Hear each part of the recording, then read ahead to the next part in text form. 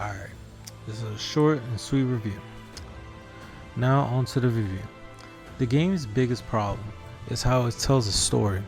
The game is divided into 3 paths, which eventually meet in the middle at some point, with either camaraderie or conflict.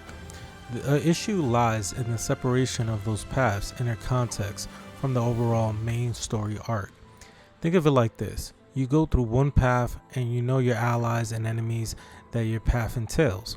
But when the other branching path overlaps with yours, you then have enemies and new allies that have a lack of depth due to their lore and motivation hidden behind a playthrough path you are not in. Characters can literally die in front of you, and why am I supposed to care if I'm not familiar with those characters? This is obviously done to incentivize multiple playthroughs and thus replayability. However, after putting more than 100 hours into one path I played, I'm reluctant to put the same amount into the other 2 playthroughs, especially when this game is not that good.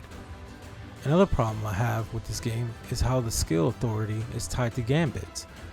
They give you so many cool options for your squad to use gambits, but you never really have the chance to use most of them, since you most likely spend your time leveling your other skills, since you only have 2 choices to level up a skill at a time. And since the common skill requirements for getting a new class most of the time require everything else but authority, I found myself only at endgame that I was able to use them, which at that point was of course too late to really enjoy them. Here are other smaller but head-scratching decisions that the game developer made. Like for one, there's stupid shit like easily letting spies into your unit to push the plot. Another one is, when the purchase of items in the store, you aren't able to see your current inventory of stock for items listed in the store. In games in the PS1 era, I was able to do this, so there's no excuses for Fire Emblem Three Houses not to be able to do that.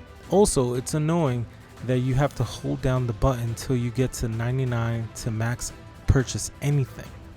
Again, in PS1 era games, you were able to just left button press to get to 99. What the hell is going on with these developers? And lastly, New Game Plus can only carry over Renown. That literally defeats the purpose of getting any cool weapons in any playthrough, or anything else for that matter. Yeah, this game was such a letdown. But I can't think of anyone but you.